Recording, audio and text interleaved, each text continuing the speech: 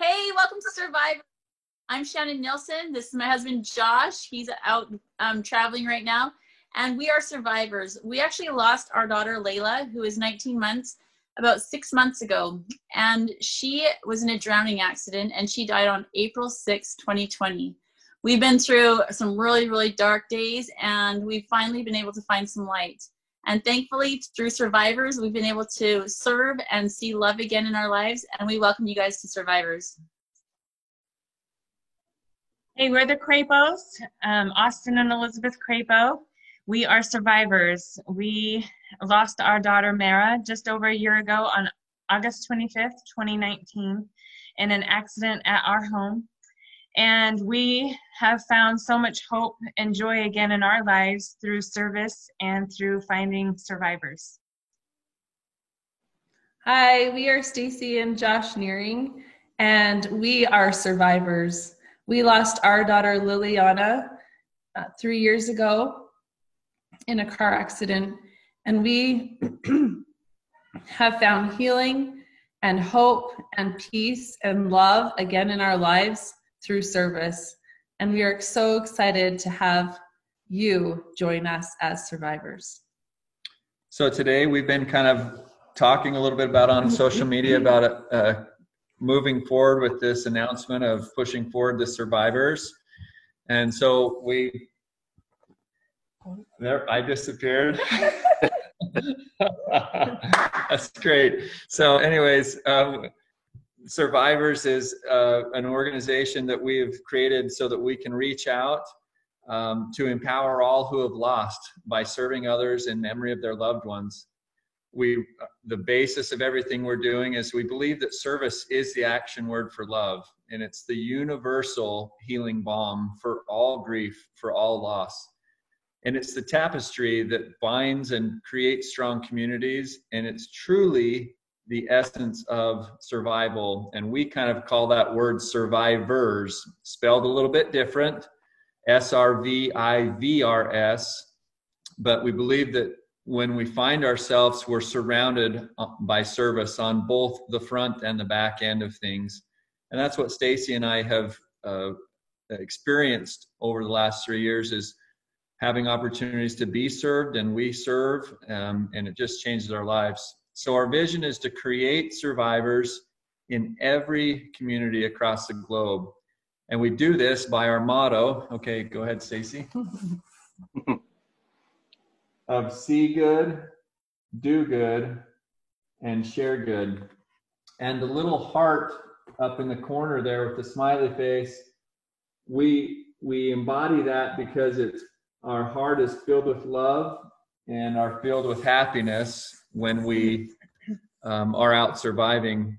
So we're trying to kick off this survivors group, and we are opening and want to invite all to participate.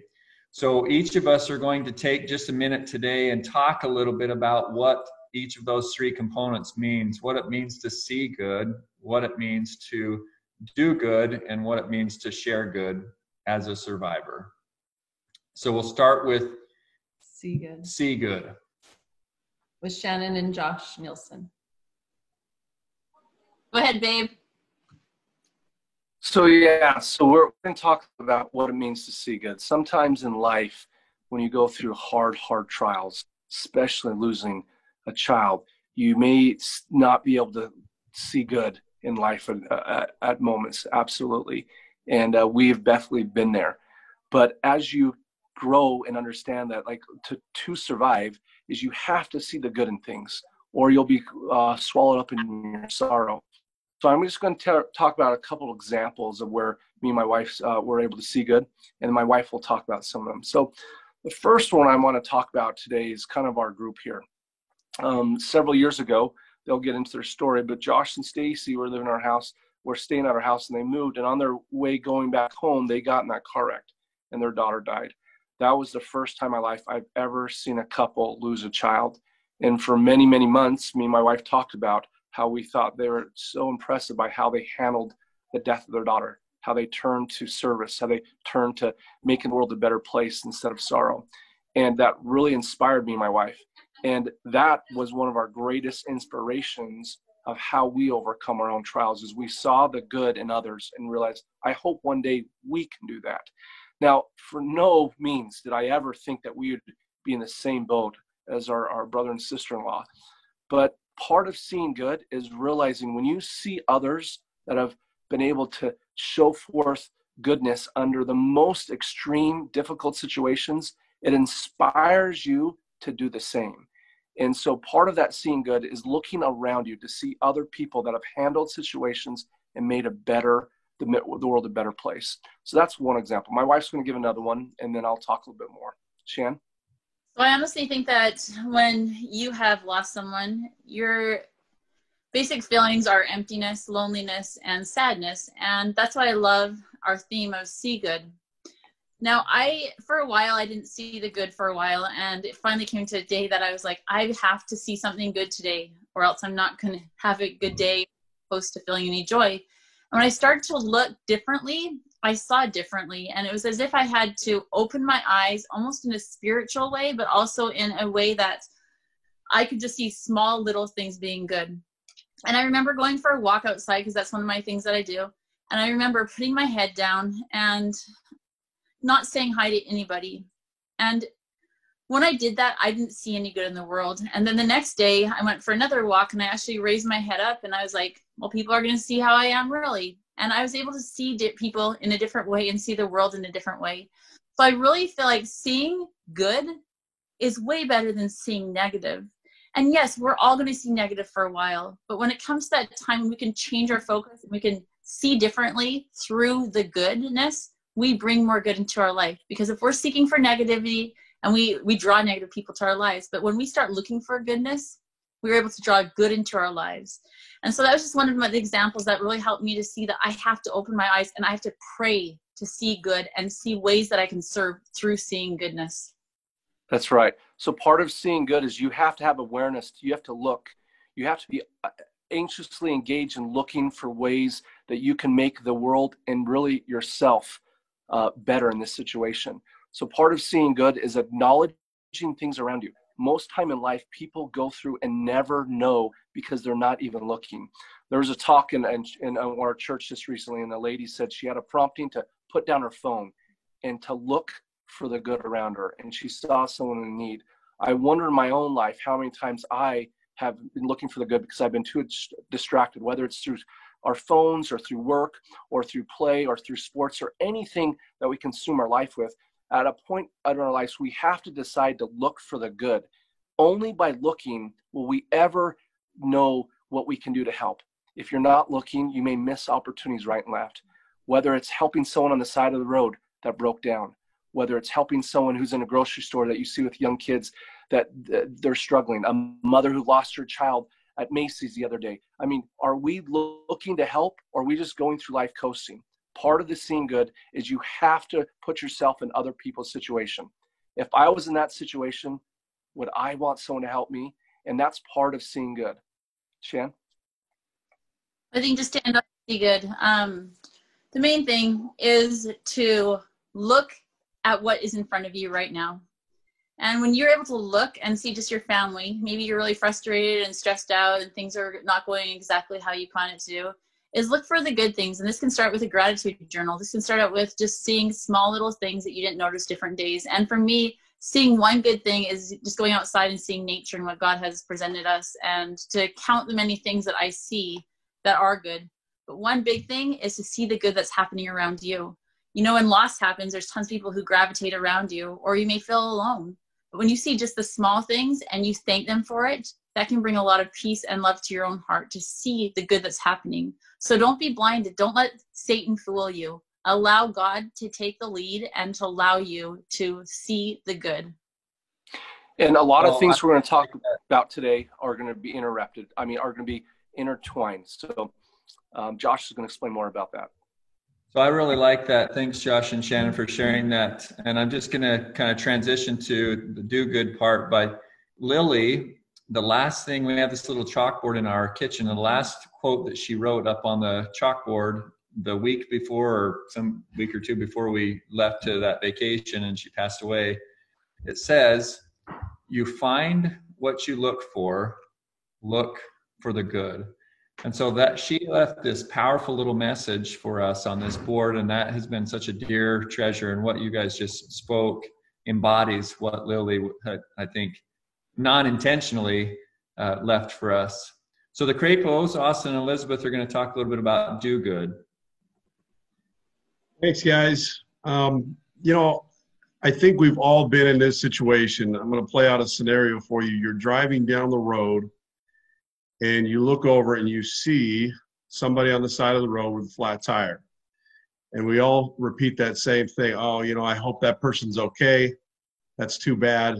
But we oftentimes get caught up in where we're going because that's a priority to us. And stopping to help somebody is more of an inconvenience. And to Josh and Shannon's point, we see where good is needed. And oftentimes, in some ways, that can be one of the easiest parts of it. I can see things that need to be done. I can see where help needs to be had. And then the transition is to go out and do it. When our daughter passed away, like Shannon said, it was really hard to see, do, or share anything good. But with time, I found that service that I was receiving from others was bringing me joy and happiness. And as we started to heal and get outside of ourselves, and we started to serve others when others felt like we were the ones that needed it, they were so impressed and in some way, and sometimes confused as to how or why we had the energy to want to go out and serve and do good, but inspired by at the same time by the things that we were out trying to do. And our daughter passed away last August, and her birthday is in November. And that was really the first major event that we found ourselves facing this grief, because they always say those first few holidays and birthdays are really tough. And we decided as a family that instead of sitting around sad, blowing out candles on a little cake and just mourning, we wanted to do what we thought our daughter would want us to do on her birthday. And so we went to the church that we attend, and we did service on the grounds, and we did landscaping, and we put together these little kits for homeless people. We drove around our town here in Indianapolis and looking for homeless that we could give these kits to, had bottles of water and different things that they might need that could make their lives easier. And what a beautiful experience we had with our children. What a beautiful experience we had. And we all as a family sat together and said, man, we feel the presence of our daughter, that as we're serving others, as we were getting outside of ourselves, and we were doing it in her memory, it kept her alive in our hearts. It kept her alive in our actions, in our deeds. And for me, that's a huge thing, is as I serve in the name of my daughter and in the name of others who have passed, whether it's Lily and whether it's Layla and others families that we've come to know, as we serve in their name, we keep them alive. And for those that have lost, that's the most important thing, is to keep their memory and keep them alive in your heart in some way or capacity, because the worst thing is for them to go forgotten. Our daughter's name is Mara. She was 20 months old and just the center of our world. We have 4 older children, and she just brought so much joy, and I just felt obviously the pain and the grief that goes along with that. And the thing that started to bring me joy, as others have mentioned, is being able to see how other people were serving us. And I just felt like Mara was watching us. I have this faith, and I know that I'm going to be with my daughter again, and that she is aware and she's with us and she can see. And I just was aware of that, and to be able to find service opportunities. What else can I do to continue to love and nurture her? As her mother, She doesn't need me physically right now, but I can absolutely show her that I love her and I miss her and can still nurture others in the name of her. And that was what brought me so much joy, especially on their birthday. And some of those firsts is being able to, as painful as it was, look outside myself and find those opportunities where other people might need. And I found so much peace and hope and joy in that, even, and it wasn't continual. It was, I had to continue to do those things, but it did bring me that reprieve that I needed in my heart, that it wasn't always going to be like that. I was going to be able to feel the positive emotions, happiness, joy, and peace again. And I can do that through service. And that's how we survive and have found so much healing, is looking outside of ourselves.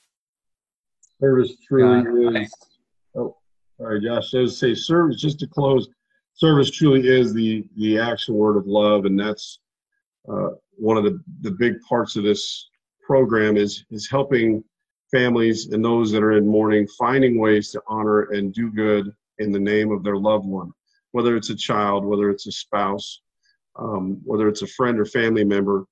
So often we want to do something in their memory. And really the essence of survivors of this organization is to help facilitate that for families who want to honor their loved one in some capacity.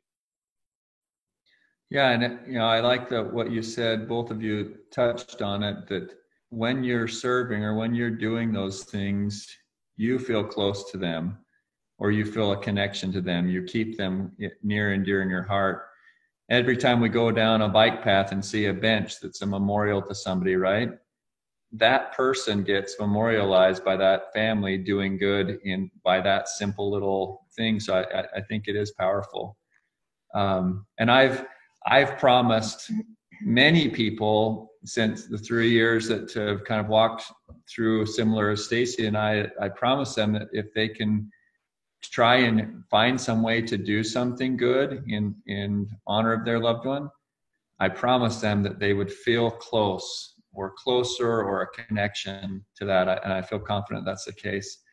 So Stacy's going to share with us a story. You're going to share the dance scholarship. Share a little story and about what share good may look like to us. So I knew after Lily passed away, she wrote an essay, and it was all about doing good before she passed away.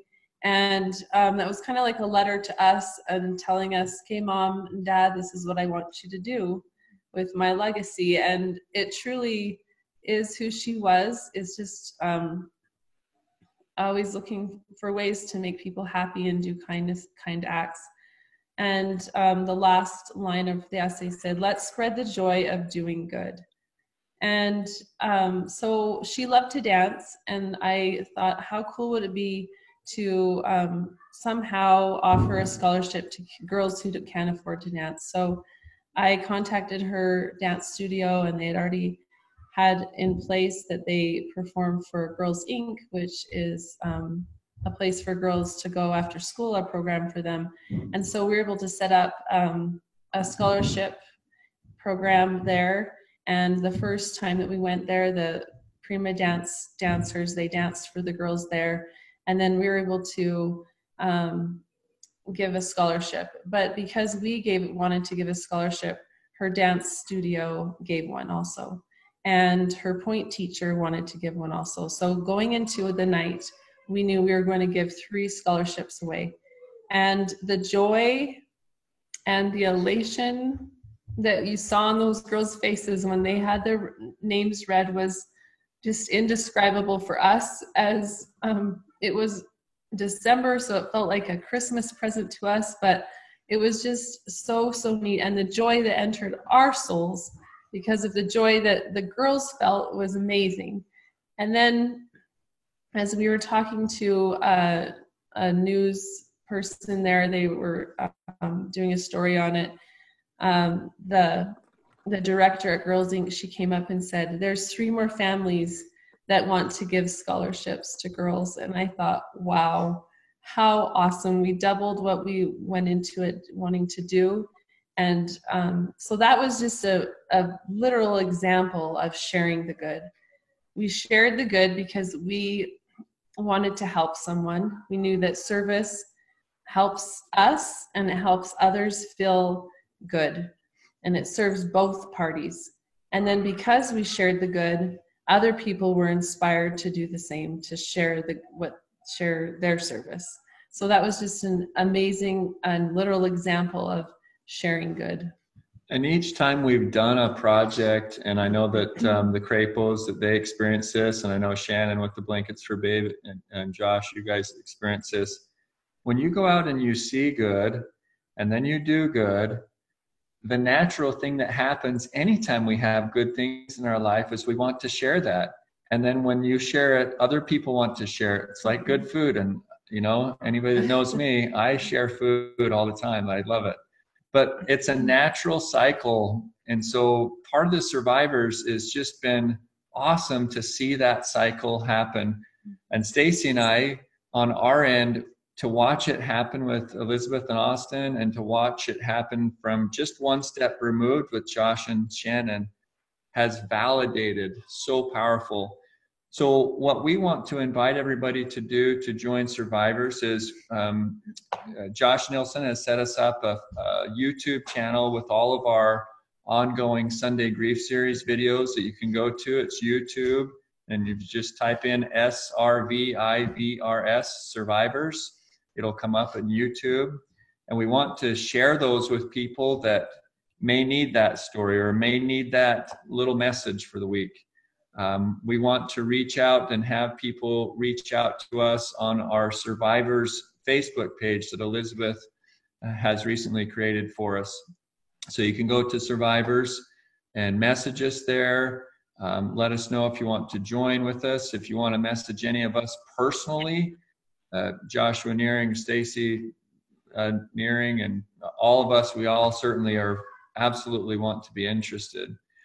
And then I think, so if you've been following us, we've been doing a monthly service project, and Shannon started with Blankets for Babes because it meant a lot to her as someone gave them a blanket and an outfit for their daughter when she passed, and it meant the world to them. So they wanted to do that for the hospitals around them. So anyone can join in on any service project, monthly service project, or you can do something that meant a lot to you. The Crapos did Your Community Cares because they're first responders. This meant a lot to them and it created an opportunity for us to do something for our first responders even after 3 years. So if you would like to do something in your community that you feel strongly about, you can message us and we can set you up for a month and we will join you in that service. And we just want to spread the good across the globe. We want that heart with that smiley face. We want it across the world. Think about that. Sharing the good across the globe because we are survivors. And so part of this too is that we want to, if we can, have the privilege of honoring your loved ones under that survivor umbrella. We want to be able to help you come in with Survivors through that. Mm-hmm. Austin, Elizabeth, Josh, and Shannon, anything else? I just think the biggest thing is this. When you have a community of people who are going through the exact same thing as you, it becomes a little bit easier. Now, it doesn't ever get rid of the pain or the sadness or the grief that we feel, but what it does is it allows you to connect with others who know exactly how you feel. And I have already gained a big relationship with these people that are just on here and with others who have gone through the same thing. And we are hoping that Survivors can do the same thing. It can commute us all together to be able to talk about our feelings, to be able to talk about what really hurts and be real and raw. That's my favorite words, okay?